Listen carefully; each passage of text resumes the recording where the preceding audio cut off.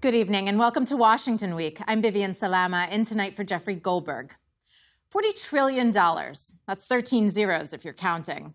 That's the staggering new high that the national debt has soared to this week as the United States racks up debt at a pace that is increasingly difficult to ignore. President Trump, who campaigned on reducing the nation's debt, faces a fiscal picture that has continued to deteriorate. All the while, the president has seemed preoccupied with helipads and ballrooms and flagpoles and landscaping. Joining me tonight to discuss this and more, Zolan Kano-Youngs is a White House correspondent for The New York Times. Mary Louise Kelly is a host of NPR's All Things Considered. Michelle Price is a White House reporter for the Associated Press. And Matt Beiser is a staff writer for The Atlantic.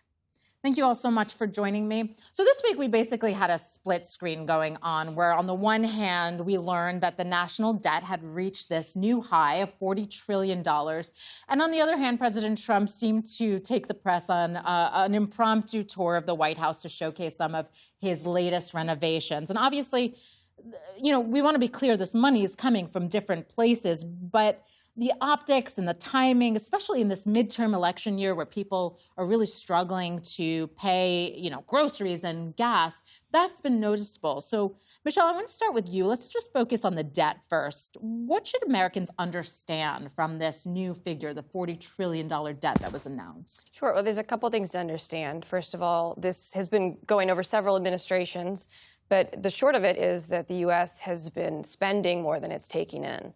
And that is just continuing to exacerbate as costs are rising and politicians, for political reasons, are not really willing to make some of the deeper cuts that they need to kind of rein this in. And at the same time, we've had a series of tax cut packages over the years that has reduced how much revenue we are taking in. Now, we've heard the president, he does not seem, the White House can do multiple things at once, the administration, like you can do renovations. But the way the president speaks about this, he does not seem to treat this like it is an urgent concern. He was asked about it today, and he said, well, you know, we'll solve it with some growth.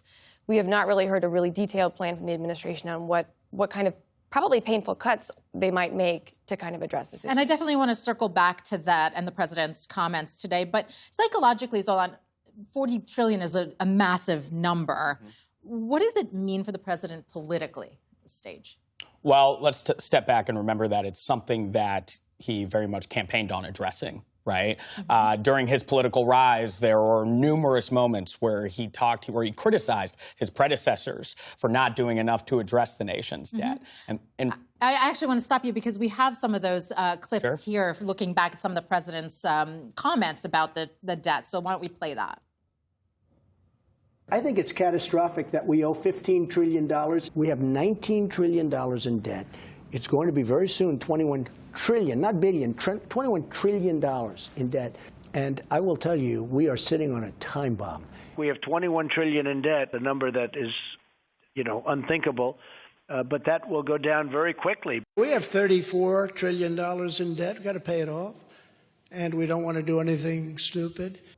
So to your point. Right. So this is emblematic of something broader, right? The president overall has campaigned on addressing the nation's economy and the cost of living of everyday Americans. How many times did we see in the 2024 election him talk about the Biden administration not doing enough to lower consumer prices? Since he's been in office, we've seen that inflation remain staggering. We've seen economic anxieties among Americans remaining a top concern, including among his own base, too.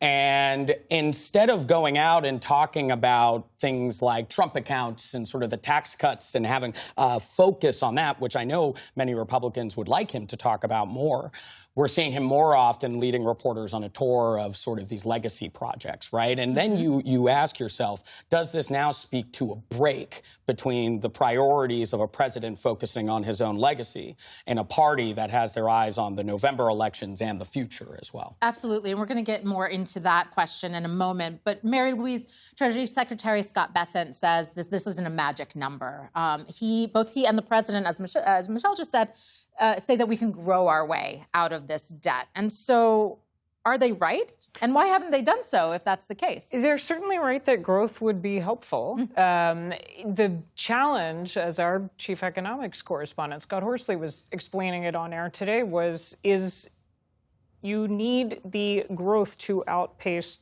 the growth of the debt, as you were outlining, Michelle. And right now we have the economy growing at an annual rate of give or take 2%. You have the debt piling on at an annual rate of closer to 6%. It's hard to square those numbers and see that as a healthy recipe for fiscal growth and stability. Especially when what's driving it are some things that are just necessary. You know, obviously some shocks to the economy like COVID cannot be helped.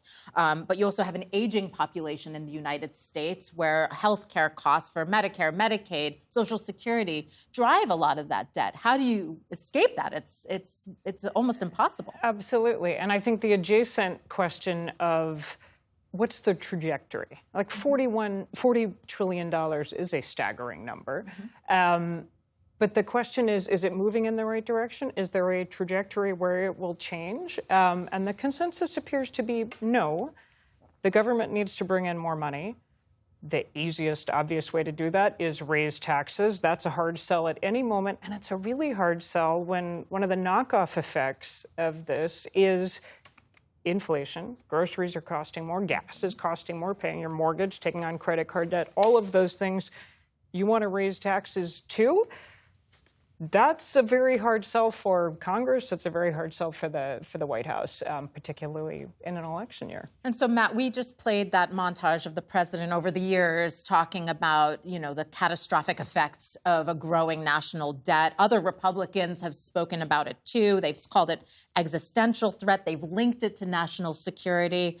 And so, you know, the Republican Party used to be essentially the sound of the debt alarm. What has happened there? Yeah, I mean, as long as I've been covering politics, that has been a core part of the DNA for the Republican Party. It was a big part of the Tea Party movement and the rise of that, and it forced Barack Obama to create a whole commission on reducing the debt with Erskine Bowles and Al Simpson trying to come up with different solutions. But like so much of our politics, Trump has changed a lot of it. And I think right now you have control of Washington for Republicans control the House, the Senate, and the presidency. The one piece of legislation that Trump pushed through in sort of his signature piece, the big, beautiful bill, added $4 to $5 trillion to the debt. So they've had their opportunity now controlling all levers of power and haven't really put a major focus on it. I think the question is whether whether this still resonates with voters, whether there's going to be a political price to pay. And I think Trump is kind of banking on, no, this is not resonating. And so they can sort of get away with adding to the debt because it's off in the future. It's hard to imagine. And so much of it is messaging, right? Yeah. Where if the president can kind of message it and be like, we're taking care of it, a lot of voters will believe it because it's not something that's so tangible as, you know, the price of gas, and especially if they kind of decouple them, right? Yeah, it's future generations, and they're not voting, you know, right now. So I think that's kind of, you know, the gamble that Trump and Republicans are taking. It's hard to decouple. You cited the how many zeros is on that figure. 13. It's your eyes glaze over about 7 digits in, and you just can't compute. I mean, what's another trillion? Sure. It's hard to decouple this, though. I mean, when you have people that are seeing sort of their gas prices go up and seeing the price at the grocery store, and then you even see a headline with this big of a number, maybe you struggle to understand like what that actually means, the deficit, but it does send a message of, okay, things are out of control. To your point, too, on this administration moving away from that traditional stance on the Republican Party, when that bill was being negotiated last year, at one point there were concerns from fiscal Republican hawks. The White House sends down Stephen Miller, and him and Lindsey Graham basically say, we're going to pass this bill, despite the concerns that you have. The priority is on getting this funding for the immigration agenda. And this is not just a far-off-the-road impact. And we saw this week the bond market getting very shaky about these numbers, and that was one of the drivers of it. And when those bond yields get high, that increases borrowing costs for all Americans. So there are immediate impacts, too, as those concerns about the debt and kind of a lack of a serious plan to address it start to ripple out.